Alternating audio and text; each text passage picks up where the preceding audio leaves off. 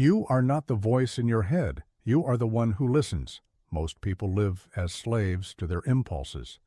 But the wise few learn to rule themselves. The mind, once mastered, becomes the strongest fortress. Marcus Aurelius led an empire, but first he ruled his inner world. His discipline was quiet. His strength was invisible, yet it shaped the fate of millions. You too can master the art of stillness. The world doesn't need more noise. It needs more men who think clearly, act justly, and live deliberately. Subscribe to our channel if you're ready to master your mind, and tell us, where are you watching from? Look at them all, the masses rushing through life, chasing phantoms. They believe themselves free, yet they are slaves, slaves to desire, slaves to fear, slaves to the opinions of others who themselves are slaves to their own weaknesses. You wish to rule, to lead, to shape the world? Then first master the emperor within. I tell you this not as some distant philosopher, but as one who bore the weight of an empire.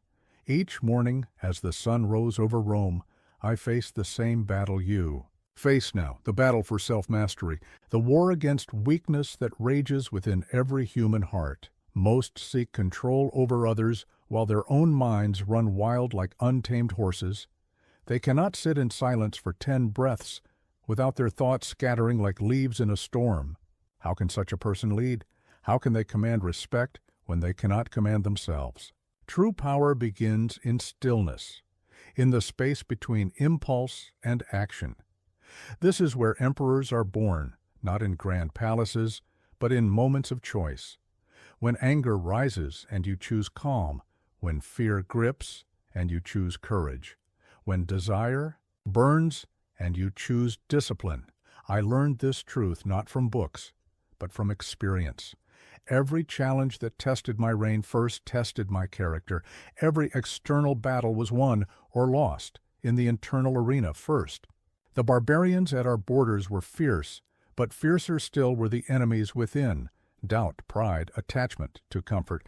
You must understand, leadership is not a title. It is not a position. It is a state of being. And that state begins with self-rule. Start small. Can you control your reactions for 1 hour? Can you direct your thoughts like a skilled archer aims his arrows? Can you choose your responses instead of being driven by reflexes? This is your first battlefield. Your mind is your empire. Your thoughts are your subjects. Your impulses are the rebels that would overthrow your reason. Every moment is an opportunity to strengthen your rule or to let chaos reign. Do not be discouraged by failure. Even now, after years of practice, I still face internal resistance. The difference is that I no longer expect perfection. I demand progress. Each day is a new campaign in the endless war for self-mastery. Remember, the crowd will follow a leader who follows his impulses straight into disaster, but they will march through fire for one who has mastered himself. They can sense it. They can feel the power of a disciplined mind, even if they cannot name it. Your authority over others will never exceed your authority over yourself. This is the iron law of leadership. Break it at your peril. Begin now, in this breath. What thought captures your attention? What emotion pulls at your resolve? These are your first subjects to rule. Master them, and you master yourself. Master yourself, and you can master anything. The path of self-rule is lonely. Few will understand why you choose discipline over indulgence, reflection over reaction, principle over popularity. Let them wonder. Your task is not to explain your path, but to walk it with unwavering resolve. The true emperor knows. External power without internal mastery is like building a palace on sand. It may impress for a moment, but it cannot last. Rule yourself first. All other victories flow from this one conquest. Your mind is a fortress, and you are its gatekeeper. Yet how carelessly you leave the gates unguarded. How freely you allow every vagrant thought to take up residence within your walls. Look at what you permit to enter your mind each day. The endless scroll of others' opinions, the constant flood of information without wisdom, the petty dramas that add nothing to your character. Each of these is a siege upon your mental fortress. I speak to you now, not just as an emperor who guarded vast borders, but as a student of the mind who learned, often through bitter experience, that we become what we repeatedly think. Every thought you entertain is either strengthening or weakening your fortress. Consider how carefully you choose what food enters your body, yet how carelessly you consume thoughts. A single poisonous idea, once admitted, can corrupt thousands of good ones. A single destructive belief, left unchallenged, can undermine years of discipline. This is why the wise are selective. They understand that mental diet is as crucial as physical diet. Perhaps more so, for you can survive bad food, but bad thoughts can destroy your very essence. When a thought approaches your gates, ask yourself, does this serve my growth? Does this align with virtue? Does this strengthen my resolve? If not, why grant it entry? Why give it space in your precious mental territory? I learned in governing Rome that borders require constant vigilance. Your mind demands no less. Every moment, thoughts seek entry. Some come disguised as friends, pride masquerading as confidence, complaint masquerading as wisdom, distraction masquerading as rest. Learn to recognize these imposters. They are not your allies. The truly powerful mind is not the one that can think anything, but the one that can prevent itself from thinking what weakens it. This is the art of mental gatekeeping, knowing not just what to let in, but what to keep out. Start your day with this practice. Before the world rushes in, establish your guards, set your principles. Define what thoughts you will welcome and what you will turn away. Without this vigilance, your mind becomes a city with open gates, vulnerable to every passing invasion. When negative thoughts come, and they will come, do not fight them directly. Fighting a thought only entrenches it further. Instead, simply refuse it entry. Let it remain outside your walls where it cannot take root and multiply. Remember, you are not responsible for the first thought that comes to you, but you are responsible for the second and the third and all that follow. This is where your power lies, in the choosing. Be especially wary of thoughts that weaken your resolve. This is too difficult. I am not ready. Others are more qualified. These are not mere thoughts. They are advanced scouts for an army of defeat. Turn them away at your gates, but do not mistake this practice for mere positive thinking.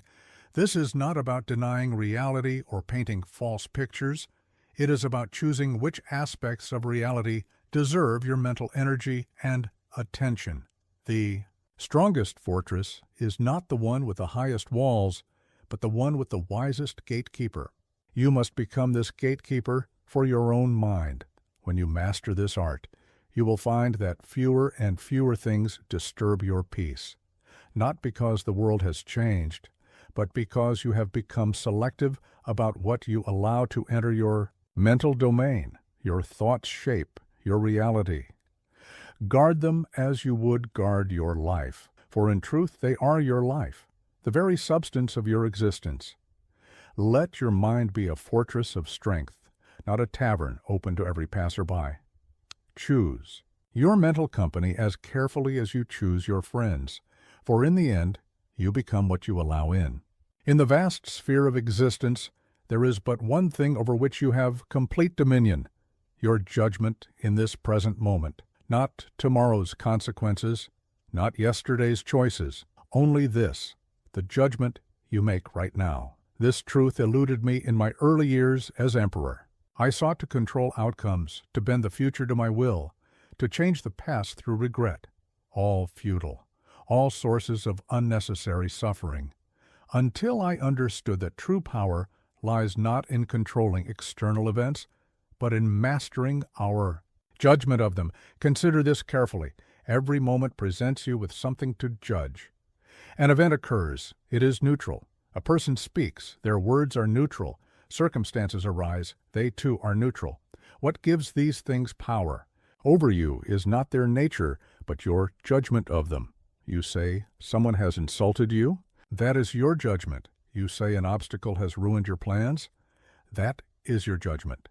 You say fate has been unkind? Again, judgment, always judgment.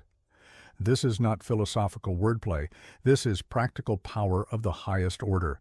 When you truly understand that your judgments, and only your judgments, create your experience, you hold the key to unshakable strength. Train your judgment as you would train a warrior. Each moment is an opportunity for practice. When anger rises, pause. When fear grips, pause. When desire inflames, pause. In that pause lies your power, the power to choose your judgment. I faced this test countless times in ruling an empire. Betrayals, wars, plagues, personal losses. Each could have broken me had I not understood this fundamental truth. These events had no power over my inner state except through my judgment of them. But make no mistake, this is not about becoming cold or unfeeling. It is about becoming wise in your judgments. Feel deeply, yes, but feel from a place of chosen judgment rather than reflexive reaction. The untrained mind judges instantly, habitually without awareness. It says, "This is terrible. This is unfair. This must not happen."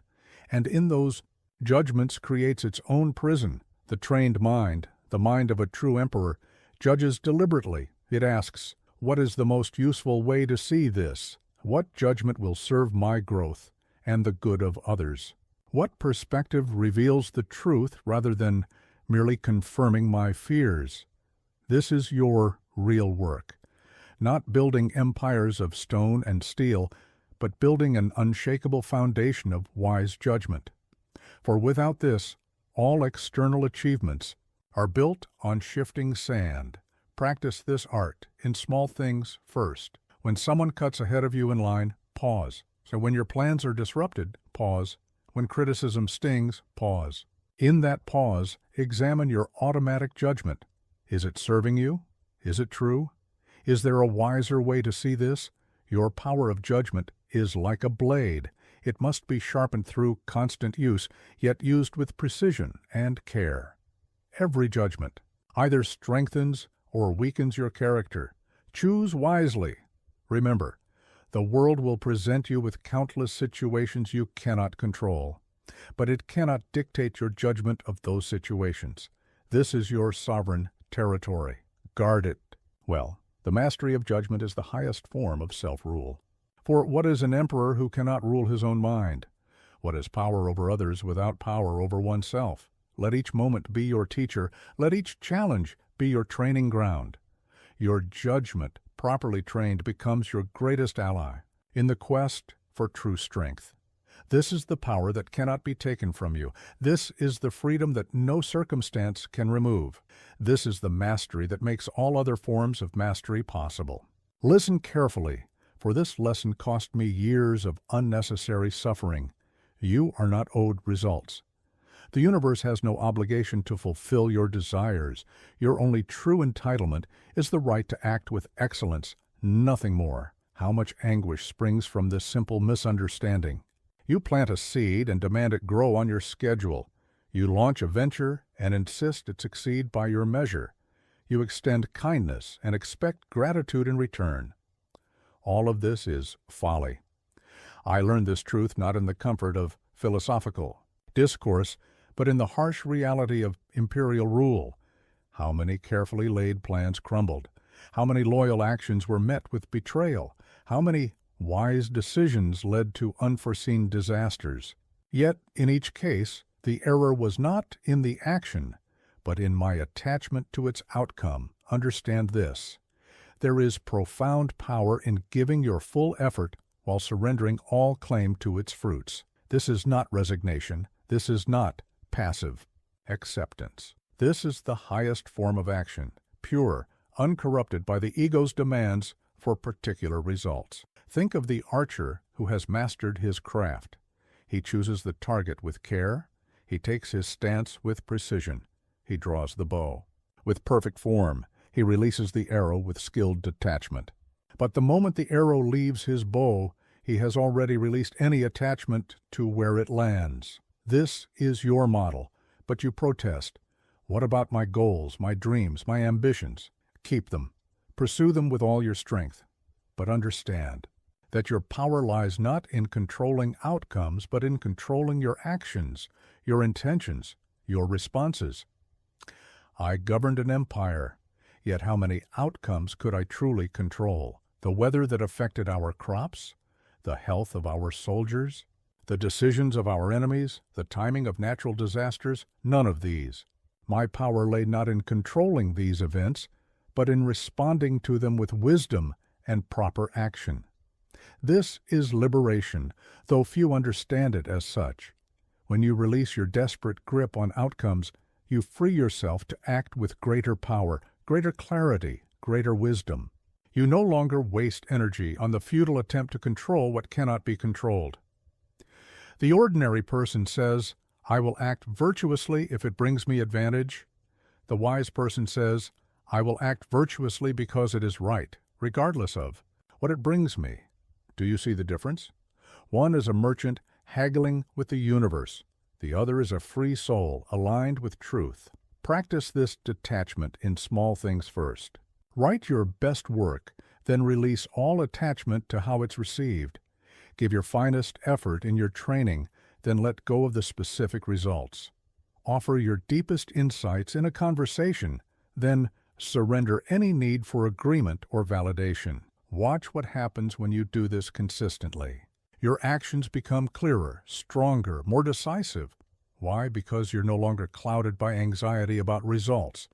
You're no longer corrupted by the need for particular outcomes. You're simply doing what needs to be done as it needs to be done. This is not about lowering your standards. Quite the opposite. When you're no longer attached to outcomes, you can hold yourself to the highest standard of action without the distortion of fear or desperate hope. Remember, the outcome is not in your hands, never was, never will be. What's in your hands is the quality of your actions, the integrity of your intentions, the wisdom of your responses. Master these and you master life itself. Let go of what you cannot control. Pour your energy into what you can. This is not merely advice, it is the foundation of unshakable strength. For what can truly disturb the person who has released all attachment to particular outcomes? Your worth is not in the results you achieve, but in the excellence with which you act.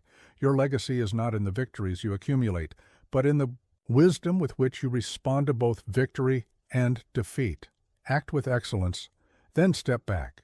Do your best, then release. Give your finest effort, then let go. This is the way of the true master. This is the path to genuine power. What stands in your way becomes your way. This is not a riddle or a pretty philosophical phrase. It is the deepest truth about the nature of growth and power. You seek an easy path. You long for a life without obstacles, then you understand nothing. About the nature of strength, every obstacle you face is not your enemy.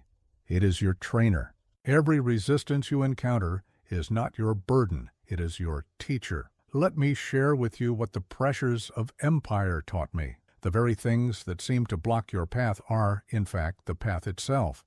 The challenges that appear to threaten your progress are precisely what create your progress. Think of the athlete. What builds their strength? Is it not resistance? What forges their skill? Is it not challenge? What tempers their character? Is it not adversity? Yet you who seek greatness, complain when life presents you with resistance, challenge, and adversity. This is the great error, seeing obstacles as obstacles. Everything that stands in your way is serving you, if you have the wisdom to use it correctly. Every setback is a setup for a comeback, if you have the strength to persist. I faced plagues that decimated our population, betrayals that threatened our stability, wars that drained our resources. Each crisis appeared to be a disaster, yet each one forced us to innovate, to adapt, to become stronger. What appeared to block our path became our path to greater resilience. But understand this clearly. This is not about passive acceptance or empty optimism. This is about active transformation. It's about developing the skill to transform any obstacle into an opportunity, any adversity into advantage. When you face a challenge, ask yourself, how can this serve me? What quality is this obstacle trying to develop in me? What strength is this resistance building in my character? The untrained mind says, this should not be happening to me. The warrior's mind says, this is happening for me. The difference. Between these two perspectives is the difference between victimhood and victory. Every great achievement in human history came through resistance. Every significant advancement emerged from adversity. Why then do you expect your path to be different? Why do you resent the very forces that could make you great? Start seeing your obstacles differently. That difficult person in your life, they're teaching you patience and understanding. That financial setback, it's teaching you resourcefulness and resilience. That failure that haunts you, it's teaching you humility and wisdom. But mere understanding is not enough. You must actively engage with your obstacles. Use them. Train with them. Master the art of turning barriers into bridges, problems into possibilities, adversity into advantage. This is not easy. Nothing of value ever is. It requires a fundamental shift in how you view challenge and difficulty. It demands that you stop asking, why is this happening to me? And start asking, how can I use this? Remember, the fire that burns you can also forge you. The weight that burdens you can also strengthen you. The obstacle that blocks you can also guide you. Everything depends on how you use it. This is the secret that every true warrior, every genuine leader, every authentic achiever has discovered. Success does not come from avoiding obstacles, but from mastering them. Power does not come from having an easy path, but from transforming difficult paths into highways of growth. Your obstacles are not in your way, they are your way. Your challenges are not your curse, they are your curriculum. Your adversities are not your enemies, they are your allies in disguise. Embrace them, use them, learn from them, transform through them. This is the way of the warrior. This is the path of true power. In the clamor of daily life, few understand the tremendous power of silence. The world drowns in noise, opinion shouted from every corner, information flooding every channel, distractions multiplying like plague rats in the streets of Rome. Yet, the strongest decisions I made as emperor came not from endless debate, but from moments of profound silence. The deepest wisdom reveals itself not in the chaos of the forum, but in the quiet depths of a disciplined mind. You must learn to create silence within, even when the world rages without.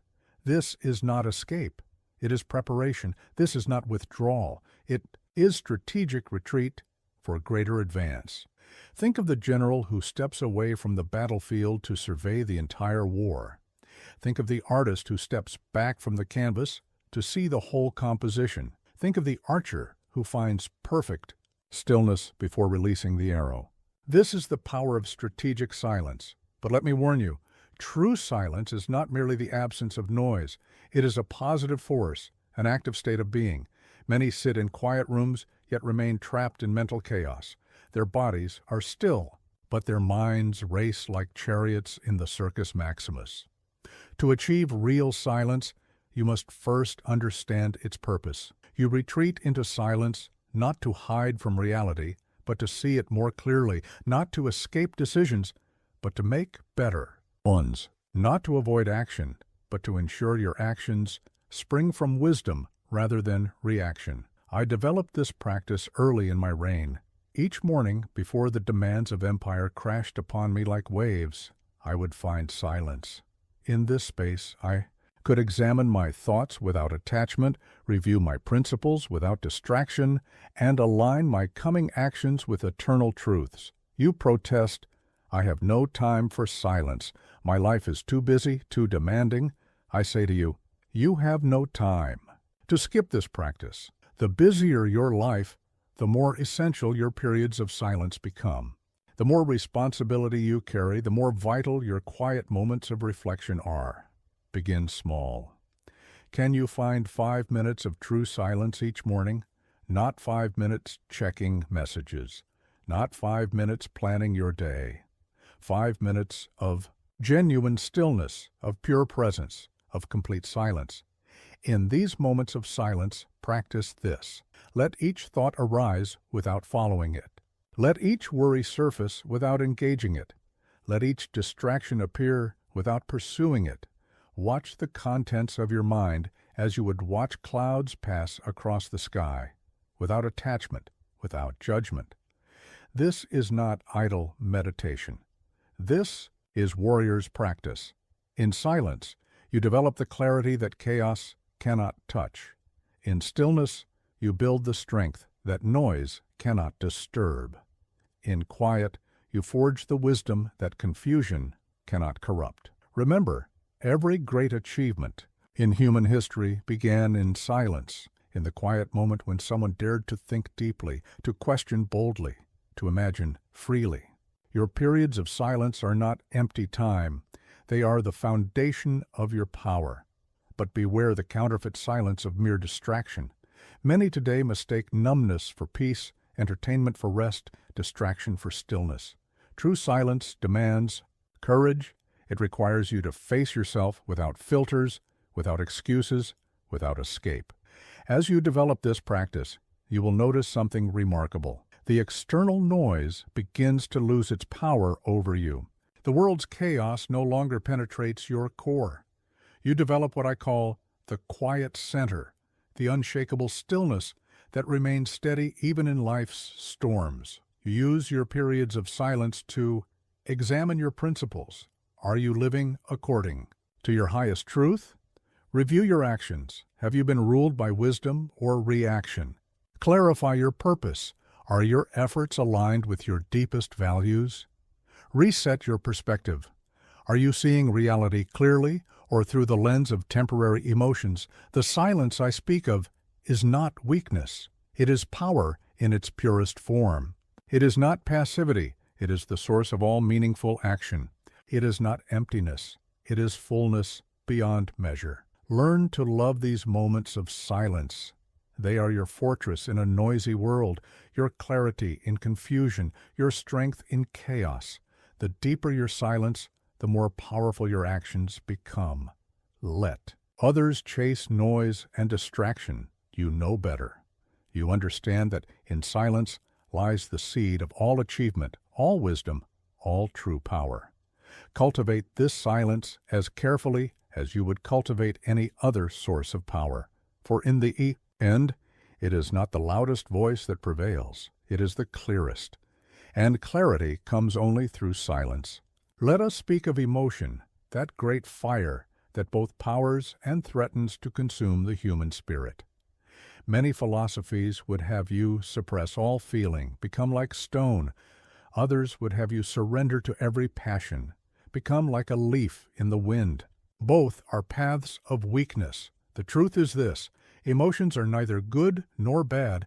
They are power, raw, primal power. Like fire, they can warm a home or burn it to the ground. Like horses, they can carry you to victory or drag you to destruction. The question is not whether to feel, but how to master what you feel. I speak to you not as one who never felt deeply, but as one who felt everything: rage at betrayal, grief at loss, joy at victory, fear in crisis. As emperor, I could not afford to be ruled by these emotions, yet I could not succeed without their power. I had to learn to feel fully while remaining free. Understand this: feeling is not failing. The presence of emotion is not weakness. Even the strongest steel must be heated to be forged. Your task is not to eliminate emotion, but to harness it, to transform its raw power into purposeful force. Most live at the mercy of their emotions, believing themselves strong when they are merely reactive. True strength lies not in emotional intensity, but in emotional mastery. Not in how strongly you feel, but in how skillfully you channel what you feel. Begin with this practice. When emotion rises, observe it without immediately acting on it. Feel its presence in your body. Notice its effect on your thoughts. But do not let it seize the reins of your behavior. This space between feeling and action, this is where mastery is born. Learn to recognize emotional signatures. Anger arrives as heat. A tightening, an urge to strike fear appears as cold. A contraction, an impulse to flee, desire emerges as hunger. A reaching, a need to possess grief manifests as heaviness. a drowning, a wanting to withdraw. Each of these is a form of power. Neither right nor wrong until directed by your wisdom or your weakness. The untrained mind believes it must act on every emotion. The trained mind understands that emotions are signals, not commands. They provide information, not instructions. They offer energy, not direction. In my years of rule, I faced decisions that would shake any human heart. Sending men to war, judging crimes, facing betrayal from trusted advisors. Each situation brought its storm of emotions. The art was not in feeling less, but in leading better because of, not despite, what I felt. Develop these crucial skills. Name your emotions precisely. I am angry becomes I feel betrayed or I feel disrespected. Question their source. What belief or expectation triggered this response? Examine their wisdom. What truth does this emotion reveal? What action does it suggest? Channel their energy. How can I use this force constructively? Remember, discipline is not the absence of emotion. It is the mastery of emotion. It is the rider's firm hand on the reins guiding powerful horses toward a chosen destination. Some emotions will feel like storms. Let them pass through you without destroying you. Others will feel like waves. Let them carry you without drowning you. Still others will feel like fire. Let them forge you without consuming you. The wise leader, the true master, knows how to feel anger without becoming cruel, experience fear without becoming paralyzed, hold grief without becoming hopeless, feel joy without losing perspective, experience desire without becoming enslaved. This is the art of emotional mastery, not suppression, not surrender, but skilled direction of power. Train in this art daily. Each emotion that arises is an opportunity to practice. Each challenging interaction is a chance to refine your mastery. Each crisis is a test of your skill at channeling emotional power toward purposeful ends. For in the end, the greatest power comes not from feeling less, but from mastering what you feel, not from becoming cold, but from becoming skilled, not from denying emotion, but from transforming it into purposeful force. Let others be enslaved by their emotions or deadened to them. You know better. You understand that emotion is the fire, discipline is the reins. Master both, and unmatched power is yours. Words are wind, but actions are stone. In all my years ruling Rome, I never met a man whose true philosophy was spoken by his mouth rather than demonstrated by his deeds. You tell me what you believe? No. Show me how you live, and I will tell you what you believe. This is the great deception of our time, and indeed of all times. People speak endlessly of their principles, their beliefs, their philosophies. They debate virtues in the forum. They write treatises on ethics. They proclaim their values from the rooftops. Yet, their actions tell a different story entirely. Let me be clear. Your true philosophy is not what you say in comfortable moments. It is not what you write in your journal. It is not what you post for others to see.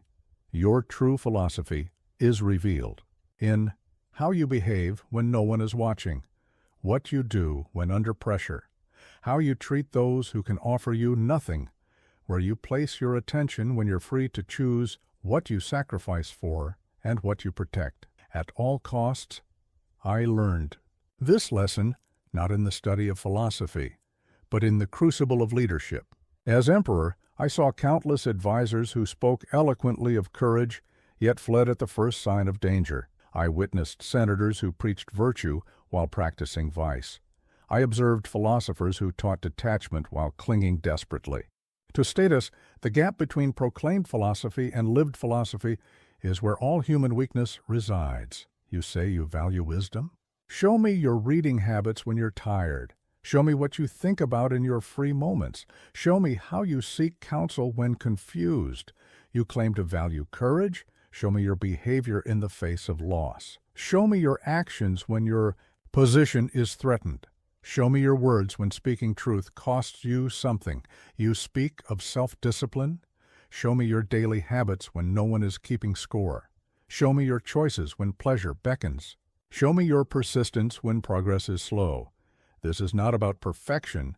Even the finest marble has its flaws. This is about alignment. This is about narrowing the gap between what you say you believe and how you actually live. The true test of philosophy is not in its elegance, but in its application. A beautiful principle that goes unpracticed is like an exquisite sword that never leaves its sheath, useless except as decoration. Consider how often you speak of health while neglecting your body, praise honesty while crafting convenient lies, value learning while avoiding difficult truths, claim resilience while crumbling at criticism, preach patience while raging at small delays. Each misalignment is not merely hypocrisy, it is a weakness in your character armor, a gap through which life's arrows will surely find their mark. The solution is not to speak less of virtue, but to practice it more, not to lower your proclaimed standards, but to raise your lived behavior, not to hide your philosophy, but to embody it so completely that words become unnecessary. Start with small alignments. If you speak of discipline, begin with your morning routine. If you value wisdom, guard your daily reading time as sacred. If you claim courage, take one bold action each day. If you praise honesty, start with being truthful in small matters. If you believe in service, help someone who cannot repay you. Let your actions be your argument. Let your life be your philosophy. Let your daily choices be your testament. Remember, the world is moved, not by what people say they believe, but by what they demonstrate through consistent action. A single deed done in alignment with proclaimed principles is worth more than 1,000 eloquent speeches about virtue. In the end, you will be judged, and more importantly, you will judge yourself, not by the elegance of your philosophical ideas, but by the evidence of your philosophical practice. Your actions are speaking right now, in every moment. The only question is, are they speaking for or against what you claim to believe? Let others perfect their philosophical arguments. You focus on perfecting your philosophical practice, for in the end, what you do will echo far louder than anything you say. The fool fights with reality, the wise master shapes his response to it. This is not mere philosophy, it is the foundation of true power, the secret of unshakable strength. Let me share with you what the weight of empire taught me about this profound truth. First, understand this. The world will not conform to your desires. The universe has no obligation to meet your expectations. Events will unfold as they will, often without regard for your plans, your preferences, or your prayers. I have seen men break themselves against this truth, generals who could not accept the reality of defeat, senators who could not face the truth of their irrelevance, citizens who raged against the natural order of change, all of them suffering needlessly, not because of their circumstances, but because of their resistance to what is. But do not mistake acceptance for resignation. This is where many lose their way. They believe accepting reality means surrendering to it, becoming its victim. Nothing could be further from the truth. True acceptance is not passive. It is the foundation of powerful action. It is not weakness. It is the source of genuine strength. When you accept what is, you free up the energy that was wasted in denial and resistance. You see clearly what must be done, rather than exhausting yourself fighting what already is. Consider the skilled warrior. He accepts the strength of his opponent, then uses it against them. He accepts the weather conditions, then adapts his strategy accordingly. He accepts his own limitations, then works within them effectively.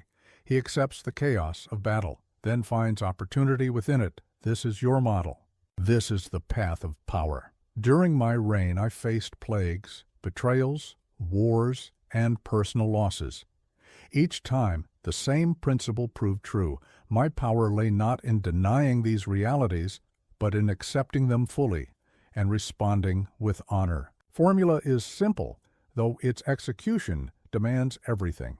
Now accept what is completely, without reservation. See it clearly, without the distortion of wishes or fears. Respond with honor, guided by principle, rather than reaction. But what does it mean to respond with honor? It means to choose courage over comfort, prefer truth over convenience, value character over advantage, seek wisdom over validation, choose service over self-interest. This is not about being passive in the face of challenges. Quite the opposite. When you truly accept what is, you can respond with full power, unclouded by denial, unburdened by resistance. Think of it this way. Every situation presents you with two elements. What you cannot change, accept this completely.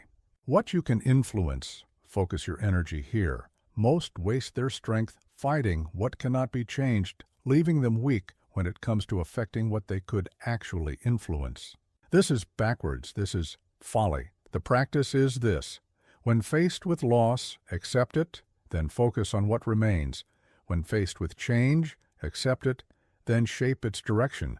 When faced with difficulty, accept it, then find the opportunity within it. When faced with injury, accept it, then focus on proper healing. When faced with opposition, accept it, then use its force strategically. Remember, acceptance is not about liking what is. It's not about approving of it. It's about seeing it clearly and responding to it wisely. Your power lies not in controlling what happens, but in mastering your response to what happens. Not in making life conform to your wishes, but in shaping yourself to respond with honor to whatever life presents. Let others waste their energy fighting reality. You know better. You understand that true strength begins with acceptance, and true power flows from honorable response. This is not the path of weakness. It is the path of the warrior. This is not surrender. It is strategic wisdom. This is not resignation. It is the foundation of unstoppable power. Accept what is, see it clearly, respond with honor. This is the way of the master. The applause of the crowd is like morning dew, present for a moment, gone by noon. Yet how many waste their lives chasing this temporary mist, forgetting the permanent power of quiet excellence? I tell you this as one who received more applause than most will ever know. As emperor, I was praised daily, celebrated constantly, honored ceaselessly. And I tell you with certainty, the applause means nothing. The work means everything. Understand this deeply. Those who chase recognition rarely achieve anything worthy of being recognized. Those who focus on appearance seldom develop genuine substance. Those who pursue fame usually forfeit the chance to build lasting legacy.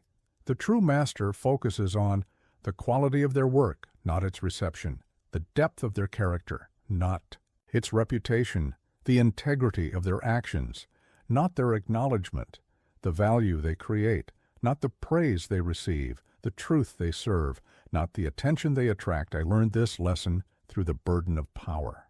Every day I saw men and women who appeared successful. They had titles, they received honors, they were celebrated in the forum. Yet many of them were hollow. Their apparent success built on the shifting sands of public opinion rather than the solid rock of genuine excellence. Consider the difference. The praise seeker asks, "How will this make me look?" The master asks, "How can this be done better?" The recognition hunter thinks, "Who will notice this?" The master thinks, "How can this serve?" The fame chaser worries, "What will others say?" The master focuses, "What does excellence require?" This is not about avoiding recognition. It may come, it may not. This is about understanding where to place your focus, where to invest your energy, where to direct your attention. The superior path is this. Focus entirely on the work itself. Pursue excellence for its own sake. Serve truth rather than appearance. Build substance before seeking spotlight. Let results speak louder than announcements. Remember, the loudest actions often achieve the least. The most celebrated efforts are rarely the most significant. The most publicized work seldom creates the most value. In my years of rule, I saw countless examples. The general who sought glory led his men to disaster. The senator who chased popularity betrayed his principles. The philosopher who craved fame corrupted his wisdom. The artist who pursued praise diluted his genius. Yet I also saw the quiet craftsman whose work outlasted empires, the unknown teacher whose influence shaped generations, the humble servant whose integrity changed systems, the silent sage whose wisdom outlived their name. The lesson is clear. Focus on the work. The deep work, the real work. The work that matters whether anyone sees it or not. The work that holds value whether it receives acclaim or not. The work that serves whether it brings recognition or not. Develop these habits. Work as if no one will ever know who did it. Serve as if you will never be thanked. Create as if you will never be credited. Build as if you will never be praised. Learn as if you will never be tested. Grow as if you will never be measured. This is not about false modesty. This is about genuine power. When you focus solely on the work, your actions become cleaner, your efforts become purer, your results become stronger, your character becomes deeper, your legacy becomes lasting. Let others chase applause. Let them pursue recognition. Let them hunt for fame. You know better. You understand that true power, lasting impact, and genuine success come from focusing on the work itself, not its reception. The applause will fade. The recognition will pass. The fame will dim. But the work, the real work, the deep work, the true work, that endures, that remains, that continues serving long after your name is forgotten. Focus on the work, not the applause. This is the path of lasting power. Of all the enemies you will face in your quest for mastery, none is more dangerous than your own ego. I speak not as a philosopher theorizing, but as an emperor who has witnessed the ego's destructive power at the highest levels of human achievement. Ego is the false emperor that sits on the throne of your mind, demanding constant tribute, requiring endless validation, insisting on perpetual praise. It is a tyrant that will lead you to ruin while convincing you that you're on the path to glory. Let me share what the burden of real power taught me about this impostor. The more you feed it, the hungrier it becomes. The more you protect it, the more vulnerable you become. The more you serve it, the more it demands. The more you believe it, the more it deceives. Understand this. True power comes not from inflating the ego, but from transcending it. Not from protecting it, but from seeing through its illusions. Not from serving it, but from liberating yourself from its demands. I have seen great generals fall because their ego wouldn't let them retreat strategically. I have watched skilled politicians destroy themselves because their ego couldn't bear a temporary setback. I have observed brilliant minds waste their gifts because their ego demanded recognition more than truth. The ego's greatest deceptions. It tells you that you are special while making you common. It promises freedom while ensuring bondage. It offers protection while creating vulnerability. It claims to serve you while making you its servant. It poses as strength while being your greatest weakness. How can you recognize ego's influence? Watch for these signs. You can't bear to be wrong. You must always have the last word. You take everything personally. You can't accept criticism. You need constant validation. You compare yourself constantly. You talk more than you listen. You defend. Rather than learn, the ego is especially dangerous because it disguises itself as self-protection when it is actually self-sabotage. It presents itself as self-respect when it is actually self-limitation. The path beyond ego begins with understanding you are not your achievements, you are not your failures, you are not your possessions, you are not your position, you are not your reputation, you are not your thoughts about yourself. This understanding is not theoretical. It must be lived. It must be practiced. It must be demonstrated through action. The practice is this: when praised, remember your flaws. When criticized, seek the lesson. When successful, credit others. When failing, own it fully. When uncertain, admit it freely. When wrong, acknowledge it quickly. When right, hold it lightly. Remember, the ego wants you to be special. Truth wants you to be genuine. The ego seeks to stand out. Wisdom seeks to see clearly. The ego demands recognition. Power flows from humility. I have seen this truth play out countless times. The truly powerful don't need to prove their power. The genuinely wise don't need to display their wisdom. The actually confident don't need to convince others. The authentically strong don't need to demonstrate strength. Let go of the need to be right, the urge to be recognized, the drive to be special, the desire to be validated, the hunger for approval. Replace these with the commitment to truth, the pursuit of excellence, the service of others, the quest for wisdom, the path of genuine power. This is not about diminishing yourself.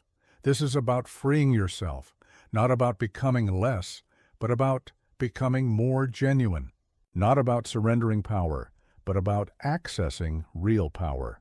The ego is a false emperor. Let it fall. In its place, let truth reign. Let wisdom guide. Let genuine power flow. For in the end, the greatest power comes not from serving the ego, but from transcending it. Not from building it up, but from seeing through it. Not from protecting it, but from liberating yourself from its tyranny. Let others serve their ego. You know better. You serve truth. And in this service lies genuine, unshakable power. Death stands at your shoulder in every moment, not as a threat, but as your wisest counselor, not as your enemy, but as your most honest friend. Let me share with you what the burden of empire taught me about this most powerful of teachers. Most live as if death is a distant rumor, a story that happens to others. They waste their hours as if they have infinite hours to waste. They postpone their purpose as if they have unlimited time to find it. They delay their growth as if immortality is guaranteed. This is the greatest self-deception.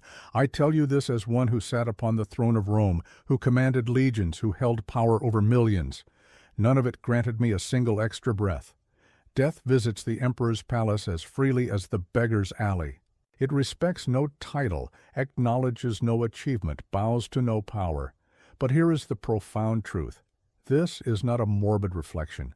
This is the key to living fully when you truly understand that each breath could be your last. Every moment becomes precious. Every choice becomes significant. Every action becomes meaningful. Every word becomes considered. Every relationship becomes valuable. The practice of remembering death, memento mori, is not about fostering fear or anxiety. It is about fostering clarity and purpose. It strips away the trivial. It burns through distraction. It reveals what truly matters. Consider how you would live if you knew this was your final year, month, week, day, hour, breath. Now understand this. Any of these could be true.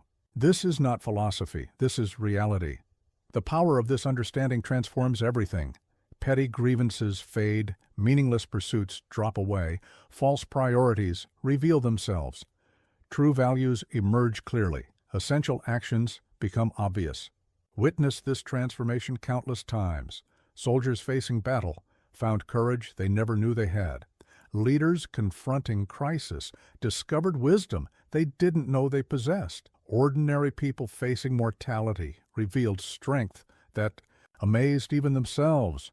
The remembrance of death brings urgency without anxiety, purpose without pressure, focus without fear, clarity without panic, strength without tension.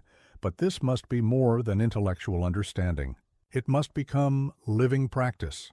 Here is how. Morning reflection. Wake each day remembering you may not see evening. Plan as if you'll live forever. Act as if you'll die today. Ask yourself, if this were my last day, would these actions matter? Evening review. End each day as if it might be your last. Release grudges they may not have tomorrow. Complete what matters. You may not have another chance. Express love. It might be your final opportunity. Moment-to-moment awareness. Feel your mortality in each breath. See the preciousness in each encounter. Recognize the significance in each choice. Understand the power in each action.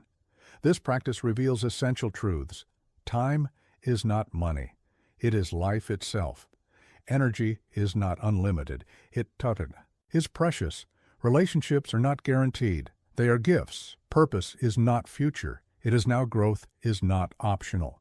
It is vital. Let this understanding shape your choices. Choose as if each choice were your last words. Speak as if each word were your final message. Actions. Act as if each deed were your lasting legacy. Relations. Love as if each moment were your last together. Growth. Learn as if time were running out, because it is.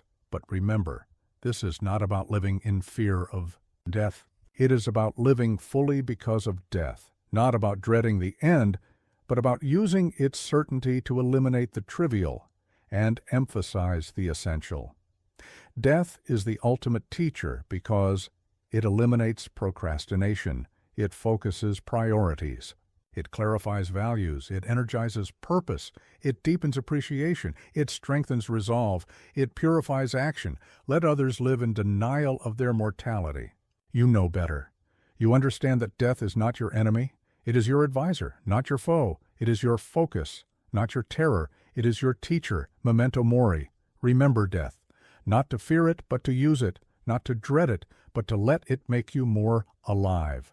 For in the shadow of death, true life becomes clear. In the presence of mortality, real power emerges. Live with death at your shoulder, not as your burden, but as your guide to living fully, powerfully, meaningfully, now. In the space between stimulus and response lies the greatest power you possess, the power to choose reason over reaction. This is not mere philosophy. It is the foundation of unshakable strength, the source of genuine leadership, the wellspring of true wisdom. I speak to you as one who faced daily provocations that could have sparked wars, whose every reaction could shift the fate of millions. What saved Rome countless times was not the strength of our legions, but the power to pause, to think, to choose reason over reaction. Understand this: every moment presents you with two paths: the path of reaction, immediate, instinctive, often regrettable; the path of reason, considered, strategic, usually wise. Most people live their entire lives as slaves to reaction. They react to insults with anger, react to fear with retreat, react to desire with indulgence, react to criticism with defense, react to pressure with anxiety. But the master of reason understands reactions are chains, impulses are prisons, instincts are limitations, emotions are signals, not commands. The practice begins with the pause, that crucial space between trigger and response. In that pause lies all your power. In that gap exists your freedom. In that moment dwells your strength. Learn to create this pause. When anger rises, pause. When fear grips, pause. When desire burns, pause. When judgment forms, pause. When emotion floods, pause. In this pause, ask, what does reason say about this? What would wisdom counsel? What serves truth here? What advances excellence? What aligns with principle? I witnessed countless examples of this power: generals who paused before reacting to provocations, saving thousands of lives; leaders who stopped to think before responding to insults, preserving crucial alliances; advisors who considered carefully before speaking, preventing disastrous decisions. The method is simple, though its mastery requires a lifetime. Recognize the trigger, create the pause, examine the reaction, consider alternatives. Choose with reason, but be clear. This is not about suppressing emotion or denying feeling. It is about ensuring that emotion informs but does not rule, that feeling guides but does not govern. The benefits of choosing reason: clearer decisions, stronger relationships, better outcomes, fewer regrets, greater respect, lasting influence. True. Power: the costs of choosing reaction: damaged relationships, missed opportunities, weakened influence, lost respect, diminished power. Recurring regrets: practical steps to strengthen this power: morning preparation. Anticipate triggers, plan responses. Set intentions, remember principles. Daily practice: start with small triggers. Extend the pause gradually. Examine your reactions. Choose deliberately. Evening review. Analyze your responses. Learn from reactions. Adjust your approach. Strengthen your resolve. Remember these truths. The reactive mind is a weak mind. The impulsive leader is a dangerous leader. The emotional decision is often the wrong decision. The thoughtless response usually requires correction. But also remember, reason includes emotion. Wisdom encompasses feeling. Strategy considers passion. Excellence integrates all. The power of reason shows in calm amid chaos, clarity amid confusion, purpose amid pressure, wisdom amid emotion, strategy amid stress. Let others be slaves too. Their reactions, you know better. You understand that true power lies not in the speed of your response, but in the wisdom of your choice. Train yourself to respond rather than react. Consider rather than conclude. Think rather than trigger. Choose rather than chase. Lead rather than lunge, for in the end, the greatest power is not in having no reactions, but in having the strength to choose reason over them. Not in feeling nothing, but in choosing wisely despite feeling everything. Choose reason. Choose wisdom. Choose power. The space between stimulus and response is your path to mastery. In a world obsessed with appearance, few understand that true power lies in integrity, the alignment of inner truth with outer action. Let me share what decades of ruling an empire taught me about this quiet but unstoppable force. Most seek power. In its obvious forms, the loud voice, the bold gesture, the dramatic action, the public triumph, the visible victory. But the deepest power moves like water underground, unseen yet shaping everything above it. This is integrity, power in its stillest, strongest form. I have seen men command armies through force, yet crumble before their own conscience. I have watched leaders dominate through position, yet bow to their own corruptions.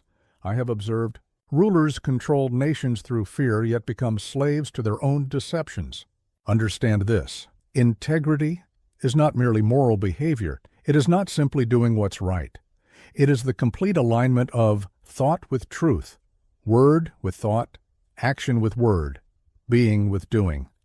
This alignment creates power that cannot be given or taken away, does not depend on position or title.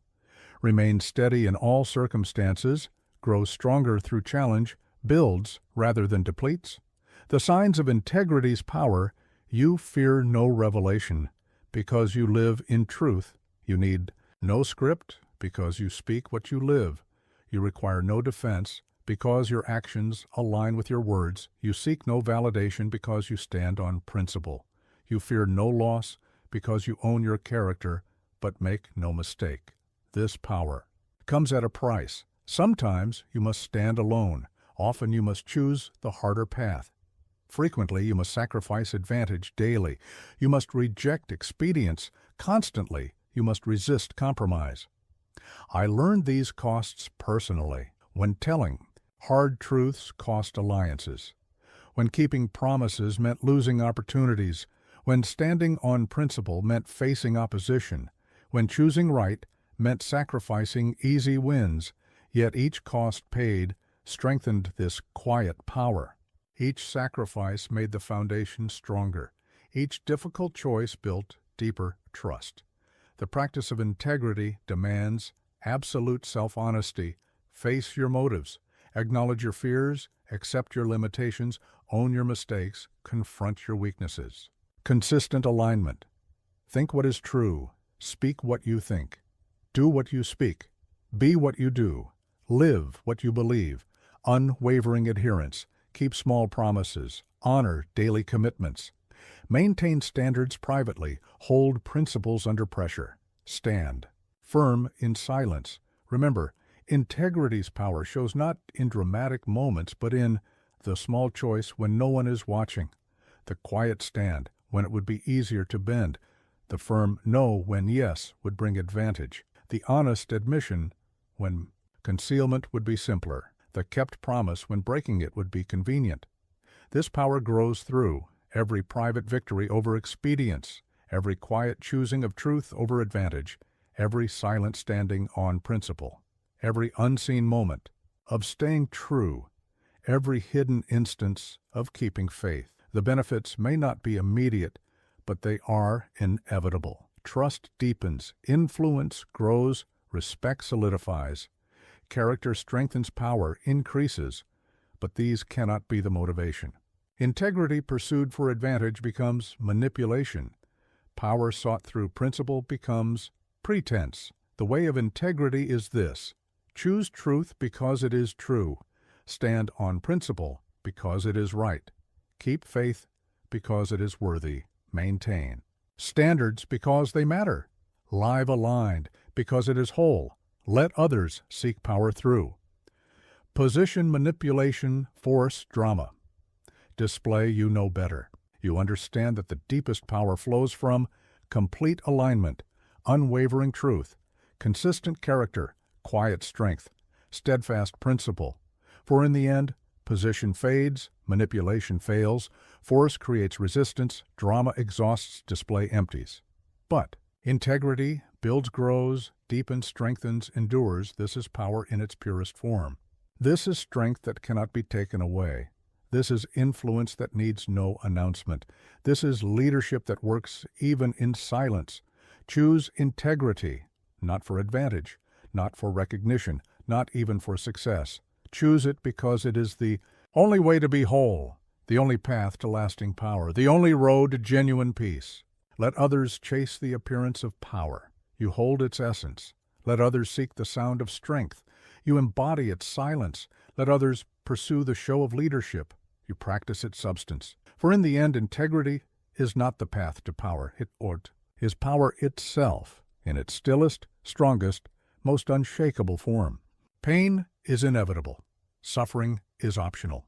This distinction between unavoidable pain and chosen suffering contains wisdom that took me years of ruling an empire to fully grasp. Let me share what the weight of power taught me about this crucial difference. Pain is the arrow that strikes you. Suffering is the second arrow you shoot into yourself. Pain is what happens. Suffering is the story you tell about what happens. Pain is circumstance. Suffering is interpretation.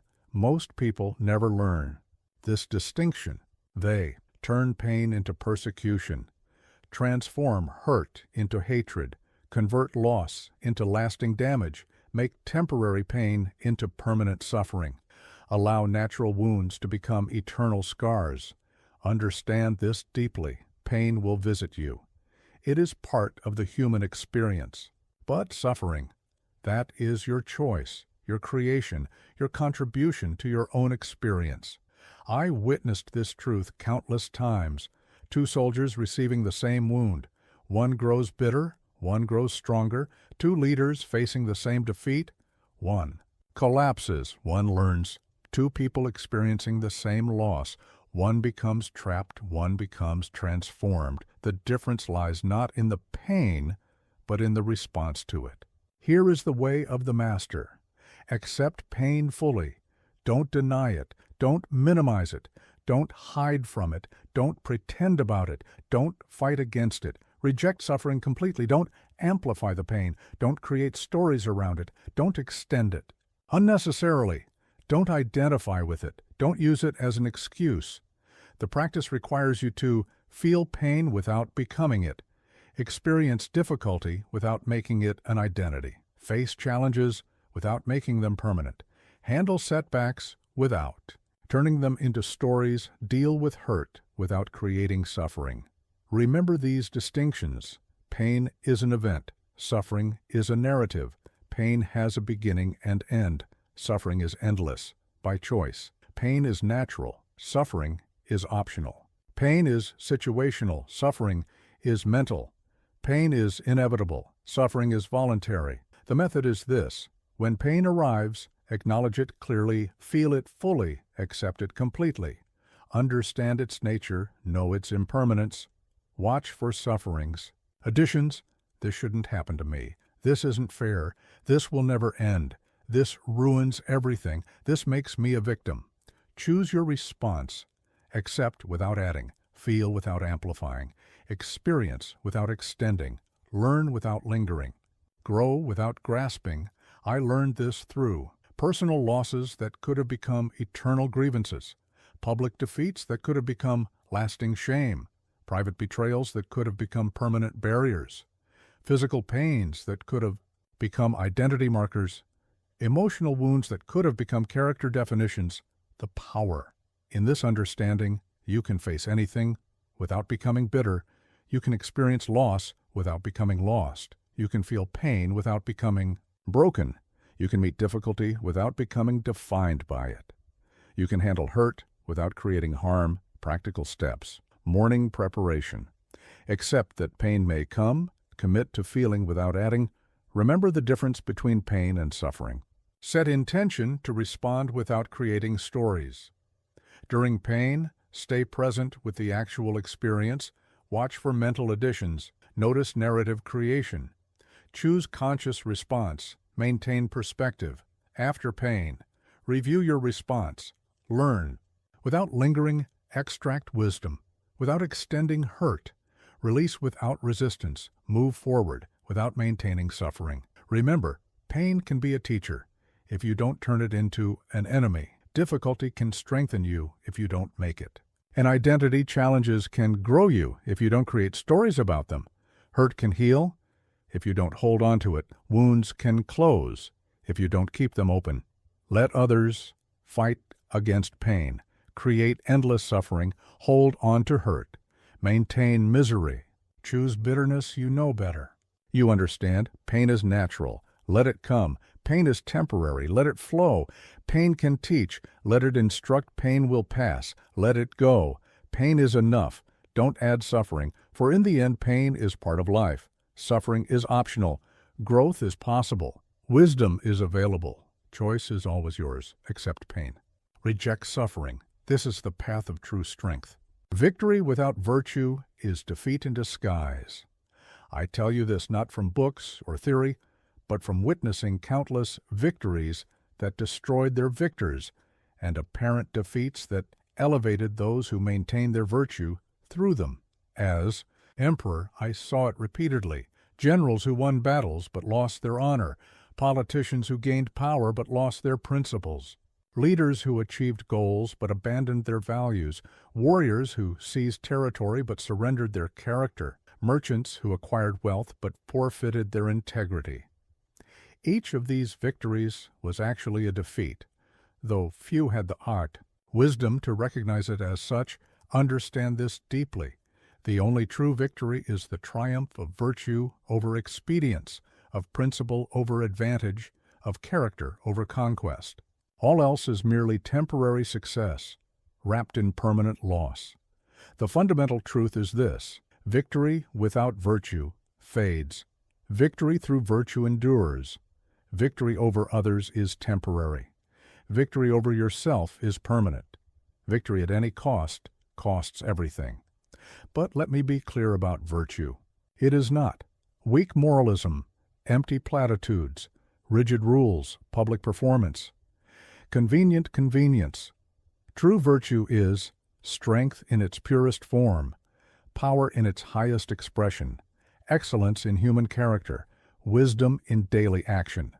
Truth lived, not merely spoken. The path of virtue demands courage to face truth, accept responsibility, stand alone, choose right over easy, maintain principles under pressure. Wisdom to see clearly, judge fairly, act appropriately, learn constantly, grow consistently. Justice. 2. Give what is due, honor what is right, serve what is true, protect what is worthy uplift, what is noble, self-control 2. Master impulses, guide passions, direct energy, channel power, maintain excellence.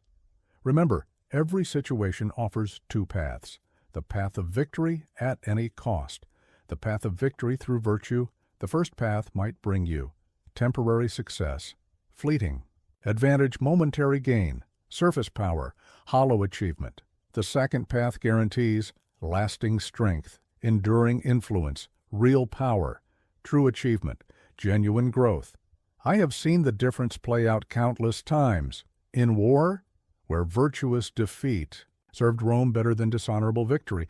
In politics, where principled failure proved more powerful than unprincipled success. In leadership, where character showed stronger than mere command. In life, where virtue repeatedly demonstrated its superiority to mere victory. The practice is this. In every situation, ask, what does virtue require here? What would excellence look like now? What serves truth in this moment? What maintains principle in this challenge? What preserves character in this test? Before every action, consider, does this strengthen or weaken virtue? Does this build or damage character? Does this serve or betray principle? Does this elevate or diminish truth? Does this honor or compromise excellence? After every outcome, reflect. Was virtue maintained? Was character preserved? Was principle served? Was truth honored? Was excellence achieved? The benefits of choosing virtue over victory. Sleep comes easily. Conscience stays clear. Strength grows. Naturally, influence deepens. Steadily. Power flows genuinely. The costs of choosing victory over virtue. Trust erodes. Character weakens. Influence becomes force. Power turns hollow. Success breeds emptiness. Let others chase victory at any cost. Pursue. Success without principle. Seek advantage over honor. Choose expedience over excellence. Value winning over worth. You know better. You understand. Virtue is victory. Character is success. Principle is power. Truth is triumph. Excellence is achievement. For in the end, victories fade, successes pass, advantages shift, achievements tarnish, wins disappear, but virtue endures, strengthens, deepens, grows, prevails. Choose virtue over victory. Not because it's moral, but because it's powerful. Not because it's right, but because it's strong. Not because it's good, but because it's true. For this is the ultimate truth. When virtue and victory conflict, choosing virtue is the victory, the only victory that truly matters, the only success that really lasts, the only achievement that genuinely counts. Let your legacy be not what you won, but how you lived, not what you acquired, but what you became, not what you achieved, but what you embodied. Seek virtue, victory will follow, or not. Either way, you win what matters most. Everything that shapes your life, every action, every habit, every achievement, every failure, begins first as a thought. This is not philosophy. This is physics. This is not wisdom.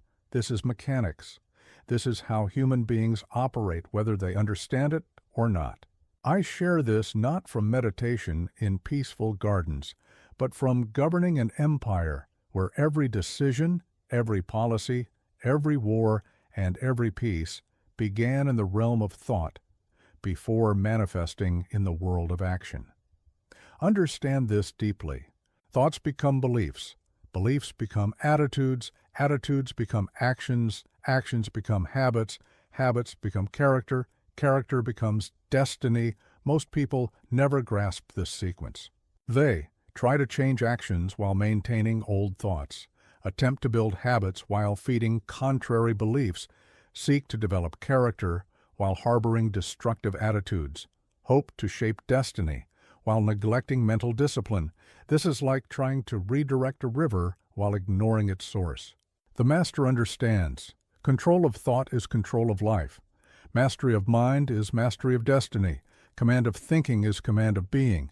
Leadership of thought is leadership of action. Governance of mind is governance of reality. But let me be clear, this is not about positive thinking that denies reality, empty affirmations that ignore truth, mental tricks that avoid challenges, thought control that suppresses feeling, mind games that escape responsibility. This is about disciplined thinking that shapes reality, controlled thought that directs energy, managed mind that guides action, focused attention that creates results, conscious choice that determines direction. The practice begins with awareness. Watch your thoughts. Notice their patterns, observe their tendencies, track their influences, monitor their effects, Witness their power, examine their quality. Are they serving or sabotaging, creating or destroying, empowering or weakening, truthful or deceptive, useful or wasteful?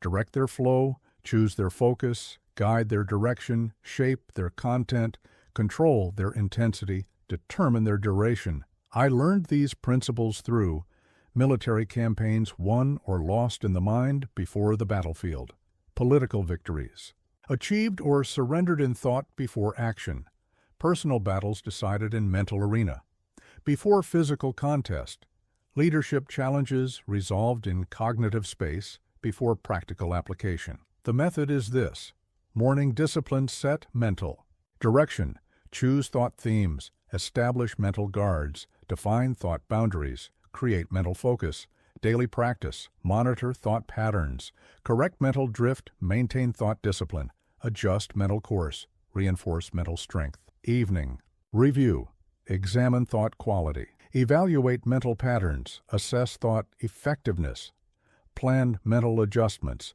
strengthen thought control. Remember these principles. Every external condition began as internal thought. All visible results start as invisible thinking. Physical reality follows mental pattern. Outer achievement reflects inner thought. Material success mirrors mental discipline. The power lies in understanding. Thoughts are not events. They are choices. Thinking is not automatic. It is directed. Mind is not master. You are its master. Mental patterns are not fixed. They are fluid. Thought habits are not permanent. They are changeable. Practical steps. Guard your mental gates. Choose input carefully. Select influences wisely. Filter information consciously. Control exposure. Deliberately manage mental environment. Direct your mental energy. Focus on what serves. Attend to what matters. Concentrate on what builds. Think about what strengthens. Dwell on what empowers shape your mental habits. Build productive patterns, establish useful routines, create beneficial cycles, develop helpful sequences, form advantageous habits. Let others live at the mercy of random thoughts, react to mental chaos, submit to thought patterns. Surrender to mental habits, yield to cognitive drift. You know better. You understand? Thought creates reality. Mind shapes circumstance. Thinking determines results. Mental patterns produce physical patterns. Cognitive control equals life control, for in the end, every victory begins as thought. Every achievement starts as idea. Every success originates as concept. Every triumph dawns as notion. Every conquest births in mind. Master your thoughts. Not because it's easy, but because it's essential. Not because it's simple, but because it's fundamental. Not because it's quick, but because it's powerful. For this is the ultimate truth. He who controls his thoughts controls his life. All else follows from this primary mastery. When death finally comes for you, as it comes for all, emperors and slaves alike, let it find you complete. Let it discover you not in the midst of unfulfilled potential, not in the shadow of half-developed strength, not in the company of unmastered weaknesses, but in the full light of everything you could become. I speak to you now not just as an emperor who faced death daily, but as a human being who understood that life's greatest tragedy is not dying, but dying with your music still inside you, with your strength still untapped, with your wisdom still unshared, with your power still unclaimed. Understand this deeply. The goal is not to live forever. The goal is to live so completely that when death arrives, it finds nothing left unclaimed, nothing left undeveloped, nothing left unmastered. Most people die with their courage still in rehearsal, with their wisdom still in draft, with their power still in potential, with their character still in formation, with their greatness still in waiting. This is the true tragedy, not that they died, but that they never fully lived. The master's path is different. Claim everything within you, every talent, every capability, every strength, every possibility, every power. Develop everything you claim. Leave no gift unopened. Leave no potential unexplored. Leave no strength unbuilded. Leave no capacity uncultivated. Leave no power unharnessed. Master everything you develop. Turn talent into skill. Turn capability into mastery. Turn strength into power. Turn possibility into reality. Turn potential into achievement. I learned this truth through battles that demanded everything, challenges that required completeness, tests that called for totality, crises that needed wholeness, moments that commanded fullness. The method is this: regular inventory. What remains unclaimed? What stays undeveloped? What lingers unmastered? What waits unexpressed? What stands unrealized? Systematic development. Target. What's missing? Strengthen what's weak, polish what's rough, complete what's partial, perfect what's good, continuous mastery. Deepen what's strong. Refine what's skilled. Enhance what's powerful. Elevate what's excellent. Perfect what's mastered. Remember these principles. Every day unused is power unclaimed. Every fear unmastered is strength untapped. Every challenge avoided is growth denied. Every truth unembraced is wisdom lost. Every moment unwoken is life unlived. The practice requires morning commitment. What will I claim today? What will I develop today? What will I master today? What will I complete today? What will I perfect today? Daily engagement. Face what you fear. Attempt what challenges express. What's hidden? Release what's trapped. Become what calls. Evening review. What did I claim? What did I develop? What did I master? What did I complete? What did I perfect? Understand this wisdom. Death is not the enemy. Incompleteness is the enemy. Time is not the adversary. Waste is the adversary. Life is not the challenge. Unlived life is the challenge. Let others die with potential intact. Leave power unclaimed. Keep wisdom private. Hold strength in reserve. Maintain safety in smallness. You know better. You understand. Life is for spending completely. Power is for claiming fully. Wisdom is for sharing totally. Strength is for expressing wholly. Greatness is for embodying entirely. For in the end, death comes to all time, runs out for all, the body fails. For all the end arrives for all. The curtain falls for all, but the question is, will it find you complete? Will it find you expressed? Will it find you manifested? Will it find you actualized? Will it find you mastered? This is your task. Live fully while you can. Give completely while you're able. Express totally while there's time. Develop wholly while you're here, Master. Entirely while you exist. Remember, death is not the greatest loss. Unlived life is the greatest loss. Time is not your enemy. Unused time is your enemy. Age is not your limitation. Unmaterialized potential is your limitation.